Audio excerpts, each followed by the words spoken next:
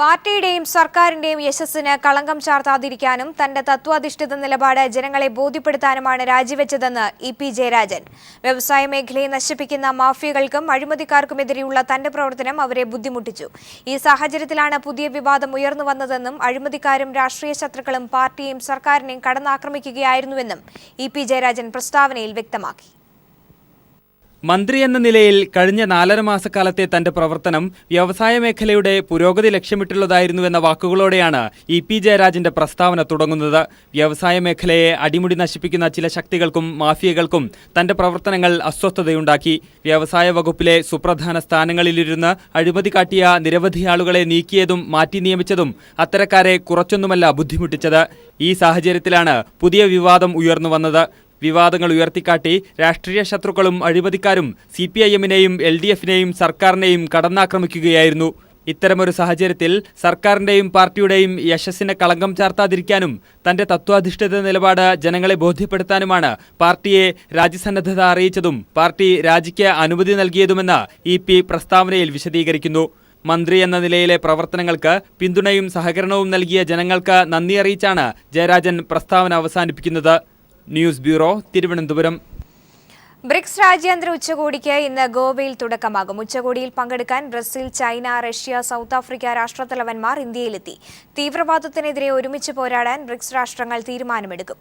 കൂടംകുളം ആണവ നിലയത്തിൽ പുതിയ യൂണിറ്റ് സ്ഥാപിക്കുന്നത് സംബന്ധിച്ച് ഇന്ത്യയും റഷ്യയും കരാർ ഒപ്പിടും. മുസ്ലിം ലീഗ് അടിയന്തര സംസ്ഥാന സെക്രട്ടേറിയറ്റ് യോഗം ഇന്ന് കോഴിക്കോട് ചേരും. ന്യൂനപക്ഷ വിഷയങ്ങളിൽ ഉൾപ്പെടെ കോൺഗ്രസ് സ്വീകരിക്കുന്ന നിലപാടും ഏക സിവിൽ കോഡ് വിഷയവും യോഗം ചർച്ച ചെയ്യും. നിയമസഭ നിരന്തരമായി സ്തംഭിപ്പിക്കുന്നതിനോടും ജനകീയ വിഷയങ്ങൾ സഭയിൽ ചർച്ച ചെയ്യാൻ സാധിക്കാത്ത അവസ്ഥയിലും ലീഗിൽ ശക്തമായ പ്രതിഷേധമുണ്ട്. തീവ്രവാദത്തിന്റെ പേരിൽ കേന്ദ്ര സർക്കാർ സ്വീകരിക്കുന്ന ന്യൂനപക്ഷ വേട്ടയ്ക്കെതിരെ കോൺഗ്രസ് ശക്തമായ നിലപാടെടുക്കാത്തതും ലീഗിൽ അതൃപ്തിയുണ്ടാക്കുന്നു. ഇതെല്ലാം യോഗത്തിൽ ചർച്ചയാകും.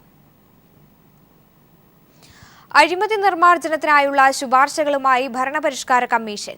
സ്വതന്ത്ര അന്വേഷണ ഏജൻസി സ്ഥാപിക്കുന്നത് ആലോചിക്കണമെന്നും സംസ്ഥാന വിജിലൻസ് കമ്മീഷൻ രൂപീകരിക്കണമെന്നും ഭരണപരിഷ്കാര കമ്മീഷൻ ചെയർമാൻ വി.എസ്. അച്യുതാനന്ദൻ പറഞ്ഞു. ഭരണപരിഷ്കാര കമ്മീഷന്റെ ആദ്യ യോഗത്തിന് ശേഷം സംസാരിക്കുകയായിരുന്നു അദ്ദേഹം.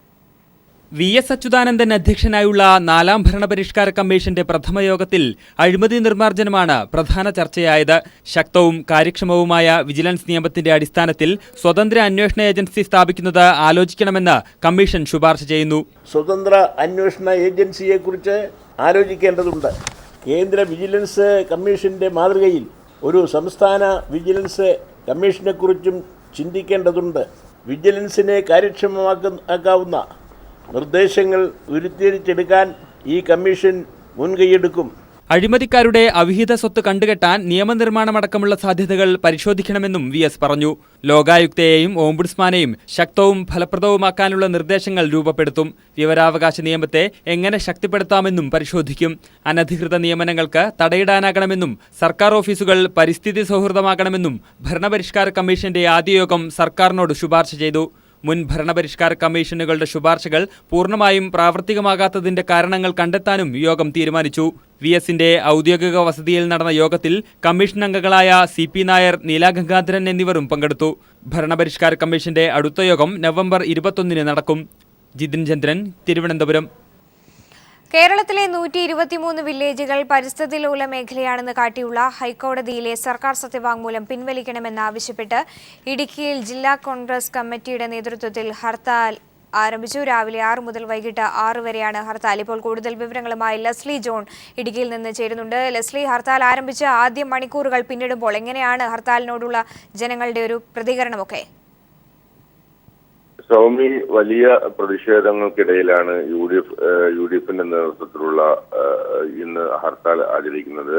ആദ്യ മണിക്കൂർ പിന്നിടുമ്പോൾ സമ്മിശ്ര പ്രതികരണമാണ് ഹർത്താലിന് ലഭിക്കുന്നത്. ഗ്രാമപ്രദേശങ്ങളിൽ സാധാരണ ഗതിയിൽ തന്നെ കടകൾ തുറന്നു പ്രവർത്തിക്കുകയും ചെയ്യുന്നുണ്ട്. എന്തായാലും അല്പസമയത്തിന് ശേഷം കോൺഗ്രസ് പ്രവർത്തകർ, UDF പ്രവർത്തകർ റോഡിലിറങ്ങാനുള്ള സാധ്യത നിലനിൽക്കുന്നു. പോലീസ് വിവിധ സ്ഥലങ്ങളിൽ പിക്കറ്റ് ഏർപ്പെടുത്തിയിട്ടുണ്ട്. പ്രത്യേകിച്ച് പൈനാവ്, തൊടുപുഴ, കട്ടപ്പന തുടങ്ങിയ നഗരപ്രദേശങ്ങൾ കേന്ദ്രീകരിച്ചാണ് പോലീസിന്റെ പിക്കറ്റിംഗ് ഏർപ്പെടുത്തിയിരിക്കുന്നത്.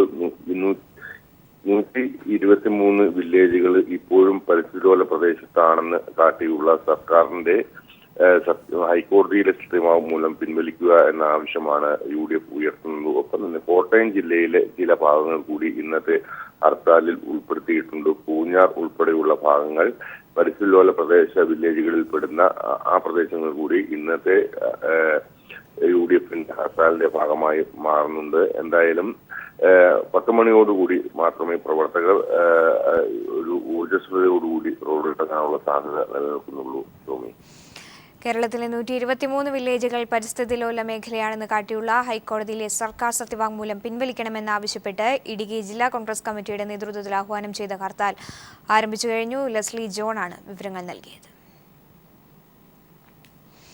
UDF ഹർത്താലിനെതിരെ ഇൻഫോം രംഗത്ത്. പരിസ്ഥിതി ലോലം സംബന്ധിച്ച് വസ്തുതകൾ വളച്ചൊടിച്ചും ദുർവ്യാഖ്യാനം ചെയ്തും രാഷ്ട്രീയ നേട്ടത്തിനായി ജനങ്ങളെ തെറ്റിദ്ധരിപ്പിച്ച് തെരുവിലിറക്കുന്നത് തെറ്റായ നടപടിയാണെന്നും ക്വാറി ഖനന മാഫിയകളുടെ സംരക്ഷകരാവാൻ കർഷകർ അടക്കമുള്ള ജനസമൂഹത്തെ കിട്ടില്ലെന്ന് ഇൻഫോം ദേശീയ ജനറൽ ഷെവലിയാർ VC സെബാസ്റ്റ്യൻ വ്യക്തമാക്കി. ഭരണത്തിലിരുന്നപ്പോൾ പരിസ്ഥിതി ലോല വിഷയത്തിൽ നിശബ്ദ നിലപാടുകളോടെ ജനങ്ങളുടെ നടുപൊടിച്ചിട്ടും വിഷയം ഇപ്പോൾ കൂടുതൽ സങ്കീർണമാക്കാനുള്ള നീക്കം ജനദ്രോഹ നടപടിയാണെന്നും അദ്ദേഹം കൂട്ടിച്ചേർത്തു.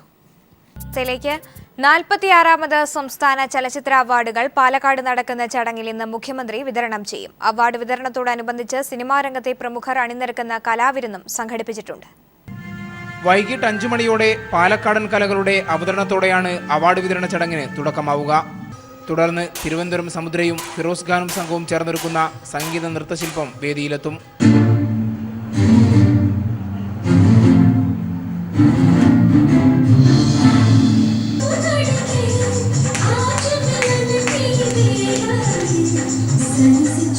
ലോക സംഗീതത്തിന്റെ നാൾവഴി വീഴ്ചോതുന്ന ഹെവൻ ടു എർത്ത് രമേശ് നാരായണനും പ്രമോദ് പയ്യന്നൂരും ചേർന്നാണ് ആവിഷ്കരിച്ചത്. രമേശ് നാരായണൻ സാറ് ഈ മ്യൂസിക്കിനെയൊക്കെ നമ്മുടെ ലോക ചലച്ചിത്ര വേദിയിൽ ബാറ്റ് മ്യൂസിക്കിൽ നിന്ന് തുടങ്ങി ബിഥോവനെ പോലുള്ള ഗ്രേറ്റ് മ്യൂസിഷ്യന്മാരിൽ നിന്ന് തുടങ്ങി പിന്നെ സൈഗാളിലേക്ക് വന്ന് ത്യാഗരാജ ഭാഗവതരിലേക്ക് വന്ന് പിന്നെ സ്വാതി തിരുനാളിലേക്ക് വന്ന് പിന്നീട് നമ്മുടെ മലയാളത്തിൻ്റെ ഗാന സംസ്കൃതിയിലേക്ക് വരുന്നതിൻ്റെ ഇവല്യൂഷനാണ് ഇതിലൂടെ നമ്മൾ ലക്ഷ്യമിടുന്നത്. അതിന് വളരെ മനോഹരമായിട്ട് സമുദ്രയിലെ ടീം അംഗങ്ങളും അതുപോലെ തന്നെ ഫിറോസ് ഖാന്റെ നേതൃത്വത്തിലുള്ള നൃത്തസംഘവും ഒക്കെ ഒത്തുചേർന്നിട്ടാണ് ഇത് ചെയ്യുന്നത്. സമഗ്ര സംഭാവനയ്ക്കുള്ള JC ഡാനിയൽ പുരസ്കാരം സംവിധായകൻ KG ജോർജ് മുഖ്യമന്ത്രി പിണറായി വിജയനിൽ നിന്ന് ഏറ്റുവാങ്ങും. മലയാള സിനിമാ രംഗത്ത് 50 വർഷം പൂർത്തിയാക്കിയ പ്രതിഭകളെ ചടങ്ങിൽ ആദരിക്കും. ഗോൾഡൻ റീൽ പുരസ്കാരം നേടിയ റസൂൽ പൂക്കുട്ടിയും ആദരം ഏറ്റുവാങ്ങും. ദുൽഖർ സൽമാൻ, പാർവതി എന്നിവരടക്കം 48 പേരാണ് അവാർഡ് ഏറ്റുവാങ്ങുക. ചലച്ചിത്ര രംഗത്തെ പ്രമുഖർ അണിനിരക്കുന്ന നൃത്ത സംഗീത പരിപാടിയും കോമഡി ഷോയും അവാർഡ് വിതരണത്തിന് ശേഷം വേദിയിലെത്തും. News bureau, Palakkad. കേരള സാഹിത്യ അക്കാദമിക്ക് ഇന്ന് 60 വയസ്സ് തികയുന്നു. 1956 ഒക്ടോബർ 15-നാണ് സാഹിത്യ അക്കാദമിയുടെ പ്രവർത്തനം ആരംഭിച്ചത്. ഒരു വർഷം നീണ്ടുനിൽക്കുന്ന 60ാം വാർഷികാഘോഷങ്ങൾ മുഖ്യമന്ത്രി പിണറായി വിജയൻ ഇന്ന് ഉദ്ഘാടനം ചെയ്യും. കേരള പിറവിക്ക് 15 ദിവസം മുമ്പാണ് സാഹിത്യ അക്കാദമിയുടെ പിറവി. 1956 ആഗസ്റ്റ് 15-ന് തിരുക്കൊച്ചി സർക്കാരാണ് സാഹിത്യ അക്കാദമി രൂപീകരിച്ചത്. 56 ഒക്ടോബർ 15-ന് കനകക്കുന്ന് കൊട്ടാരത്തിൽ ഔദ്യോഗികമായി ഉദ്ഘാടനം കഴിഞ്ഞു. സർദാർ KM പണിക്കരായിരുന്നു ആദ്യ പ്രസിഡന്റ്. 1958-ലാണ് അക്കാദമി തൃശൂരിലേക്ക് മാറ്റിയത്. 60ാം പിറന്നാളിൽ ഒരു വർഷം നീളുന്ന വിവിധ പരിപാടികൾ അക്കാദമി ആസൂത്രണം ചെയ്തിട്ടുണ്ട്. സാംസ്കാരികമായിട്ടുള്ള ഒരു കേരളത്തിന്റെ അടിത്തറ എന്താണ്, ഈ ഒരു ആശയത്തിലേക്ക് നമ്മളെ വിദ്യാർത്ഥി യുവജന വിഭാഗങ്ങളെ കൊണ്ടുവരാൻ വേണ്ടിയിട്ട് അടിസ്ഥാന തലങ്ങളിൽ, അതായത് ഗ്രാസ് റൂട്ട് ലെവലിൽ അക്കാദമി പ്രവർത്തിക്കും. 60 വയസ്സ് തികയുമ്പോഴും പൊതുമരാമത്ത് വകുപ്പിന് ₹1 വാടകയ്ക്കാണ് അക്കാദമി പ്രവർത്തിക്കുന്നത്. ഉടമസ്ഥാവകാശം സ്വന്തമാക്കാനുള്ള നടപടികൾ എത്രയും പെട്ടെന്ന് പൂർത്തീകരിക്കാനുള്ള ശ്രമത്തിലാണ് പുതിയ ഭരണസമിതി. ഒരു വർഷം നീണ്ടുനിൽക്കുന്ന 60ാം വാർഷിക ആഘോഷങ്ങൾ മുഖ്യമന്ത്രി പിണറായി വിജയൻ ഇന്ന് ഉദ്ഘാടനം ചെയ്യും. News bureau, Thrissur. കേരള കാർഷിക സർവകലാശാലയിൽ അസിസ്റ്റന്റ് തസ്തികയിലേക്കുള്ള ഒഴിവുകൾ PSCക്ക് റിപ്പോർട്ട് ചെയ്യുന്നില്ലെന്ന് ആക്ഷേപം. ഒഴിവുള്ള 206-ൽ 103 തസ്തികകൾ മാത്രമാണ് റിപ്പോർട്ട് ചെയ്തത്. സർക്കാർ നിർദ്ദേശം മറികടന്ന് ഒഴിവുകൾ മറച്ചുവെക്കുന്നതിനെതിരെ റാങ്ക് ഹോൾഡേഴ്സിന്റെ നേതൃത്വത്തിൽ സർവകലാശാലയ്ക്ക് മുന്നിൽ ധർണ നടത്തി. ഹൈക്കോടതി ഉത്തരവിനെ തുടർന്ന് PSCക്ക് വിട്ട സർവകലാശാല അസിസ്റ്റന്റ് നിയമനമാണ് അനിശ്ചിതമായി നീണ്ടുപോകുന്നത്. കാർഷിക സർവകലാശാലയിൽ ആകെയുള്ള 336 തസ്തികകളിൽ 206 ഒഴിഞ്ഞുകിടക്കുകയാണ്. എന്നാൽ അധികൃതർ PSCക്ക് റിപ്പോർട്ട് ചെയ്തതാകട്ടെ വെറും 103 എണ്ണവും. പ്രതീക്ഷിത ഒഴിവുകൾ റിപ്പോർട്ട് ചെയ്യാനുള്ള സർക്കാർ നിർദ്ദേശം അവഗണിച്ച സർവകലാശാല മറച്ചുവെച്ചത് 103 ഒഴിവുകൾ. ഇതോടെയാണ് റാങ്ക് ഹോൾഡേഴ്സ് പ്രതിഷേധവുമായി രംഗത്തെത്തിയത്. ഒട്ടനവധി താൽക്കാലിക ജീവനക്കാർ സമാന തസ്തികകളിൽ നിയമനം നേടിയെന്നാണ് ലിസ്റ്റിൽ ഉൾപ്പെട്ടവരുടെ ആക്ഷേപം. അർഹരായ ഞങ്ങളെ യൂണിവേഴ്സിറ്റി ലിസ്റ്റിലുള്ള ആളുകളെ പുറത്തു നിർത്തിയിട്ട് ഈ അർഹതയില്ലാത്ത ആളുകളെ ഒരു പരീക്ഷയൊന്നും എഴുതാതെ ഒരു കഷ്ടപ്പാടും ഇല്ലാതെ ഉള്ളിൽ നിന്ന് സർക്കാർ ശമ്പളം മേടിച്ചുകൊണ്ടിരിക്കുകയാണ് താൽക്കാലികക്കാർ. പരാതിയുമായി എത്തിയ റാങ്ക് ഹോൾഡേഴ്സിന് തൃപ്തികരമായ മറുപടികൾ നൽകാൻ സർവകലാശാല അധികൃതർ തയ്യാറായില്ല. നിയമനങ്ങൾക്കുള്ള ഫണ്ടില്ല എന്നതാണ് വിശദീകരണം. സമരം ഫലം കണ്ടില്ലെങ്കിൽ 18 മുതൽ അനിശ്ചിതകാല സമരം ആരംഭിക്കാനാണ് റാങ്ക് ഹോൾഡേഴ്സിന്റെ തീരുമാനം. News bureau, Thrissur. പുനലൂർ ചെങ്കോട്ട റെയിൽപാത പൈതൃക പാതയായി നിലനിർത്തുന്നതിന്റെ ഭാഗമായി 13 കണ്ണറ പാലത്തിന്റെ തൂണുകൾ പൂർവ്വസ്ഥിതിയിലെത്തിക്കാനുള്ള നിർമ്മാണ പ്രവർത്തനങ്ങൾ അന്തിമഘട്ടത്തിലെത്തി. മൈസൂരുവിലെ കൃഷ്ണഗിരിയിൽ നിന്നാണ് ഇതിനുള്ള പാറയിൽ തീർത്ത സ്ലാബുകൾ എത്തിച്ച് പാകുന്നത്. 3 കോടിയാണ് പാലത്തിന്റെ പഴയ പ്രൗഢി വീണ്ടെടുക്കാൻ റെയിൽവേ ചിലവിടുന്നത്.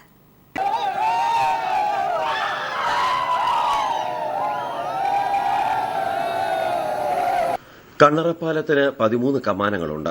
ഇവ കൊളോണിയൽ കാലഘട്ടത്തിലെ നിർമ്മിതികളുടെ പ്രത്യേകതകളാണ്.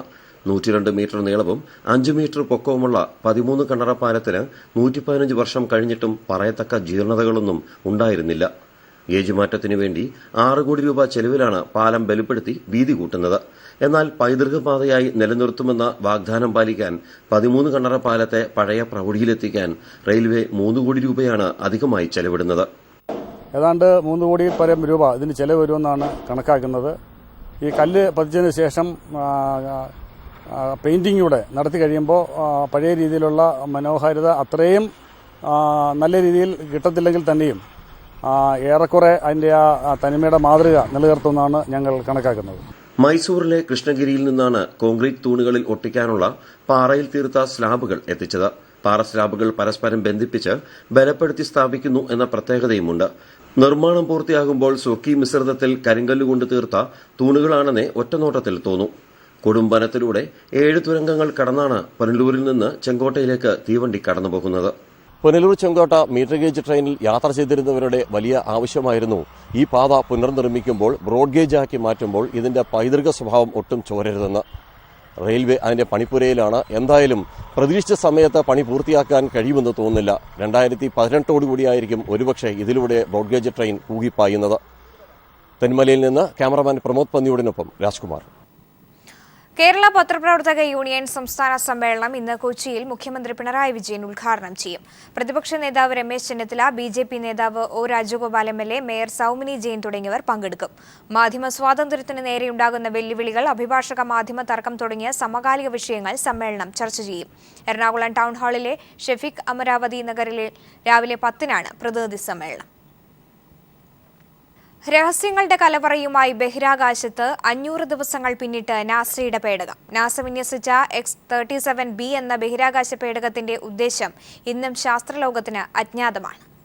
2015 മെയ് 20-നാണ് US എയർഫോഴ്സിന്റെ പരീക്ഷണ പദ്ധതിയായി X-37Bയെ ബഹിരാകാശത്തേക്ക് അയച്ചത്. ഇപ്പോഴത് 500 ദൗത്യ ദിവസം പിന്നിട്ടിരിക്കുന്നു. എന്നാൽ എത്രനാൾ ബഹിരാകാശത്ത് ഇത് തുടരുമെന്ന് വ്യക്തമല്ല. ബോയിംഗ് കമ്പനിയാണ് X-37Bയുടെ നിർമ്മാണം. ഭൂമിയിൽ നിന്ന് 177 മുതൽ 800 കിലോമീറ്റർ വരെ മാത്രം ഉയരത്തിലാണ് ഈ സ്പേസ് ഡ്രോണിന്റെ ഭ്രമണം. ചാരപ്രവർത്തനത്തിന് ഉപയോഗിക്കുന്ന ഡ്രോണാണ് ഇതെന്നാണ് പ്രധാന സംശയം. ലോകം മുഴുവൻ നിരീക്ഷിക്കാനുള്ള അമേരിക്കൻ വഴികൾ കുപ്രസിദ്ധമാണെന്നതിനാൽ ഈ സംശയത്തെ ബലപ്പെടുത്തുന്ന തെളിവുകളും ഒട്ടേറെയാണ്. ബഹിരാകാശത്തു നിന്ന് വിക്ഷേപിക്കാവുന്ന ബോംബുകളെ പറ്റിയുള്ള പരീക്ഷണമാണ് X-37Bയിൽ നടക്കുന്നതെന്നാണ് മറ്റൊരു തിയറി. പക്ഷേ ഇത് വെറുമൊരു ആരോപണം മാത്രമായിട്ടാണ് ശാസ്ത്രലോകം പോലും കരുതുന്നത്. ബഹിരാകാശത്തെ മറ്റ് കൃത്രിമ ഉപഗ്രഹങ്ങളെ നശിപ്പിക്കാനുള്ള വഴിയായും ചിലരിതിനെ കണക്കാക്കുന്നുണ്ട്. പക്ഷേ അക്കാര്യം കൃത്യമായി ട്രാക്ക് ചെയ്യാമെന്നതിനാൽ ആ വാദത്തിനും വലിയ കഴമ്പില്ല. ഈ സ്പേസ് ഡ്രോണിനകത്ത് ഒരു സ്പൈ സാറ്റലൈറ്റ് ആണെന്ന വാദവും ശക്തമാണ്. കാരണം വിവിധ രാജ്യങ്ങളെ ഏറ്റവും കൃത്യമായി നിരീക്ഷിക്കാൻ നിലവിൽ വിന്യസിച്ചിരിക്കുന്ന സാറ്റലൈറ്റുകളുടെ അതേ ഭ്രമണപഥത്തിലാണ് X-37Bയുടെ സ്ഥാനം. ബഹിരാകാശത്തെ അതിരുവിട്ടുള്ള യാത്രയിൽ സാറ്റലൈറ്റുകൾക്ക് പരിമിതികൾ ഏറെയുണ്ട്. സ്പേസ് ഡ്രോണിനകത്ത് സാറ്റലൈറ്റ് ഒളിപ്പിച്ച് വിക്ഷേപിച്ചാൽ ആ പ്രശ്നം മറികടക്കാനാകും. അതേസമയം പുതിയ പ്രൊപ്പൽഷൻ സംവിധാനങ്ങൾ പരീക്ഷിക്കുകയാണ് തങ്ങളുടെ പ്രധാന ലക്ഷ്യമെന്നാണ് നാസയും US എയർഫോഴ്സും പലപ്പോഴായി നൽകിയിരിക്കുന്ന സൂചനകൾ. News desk.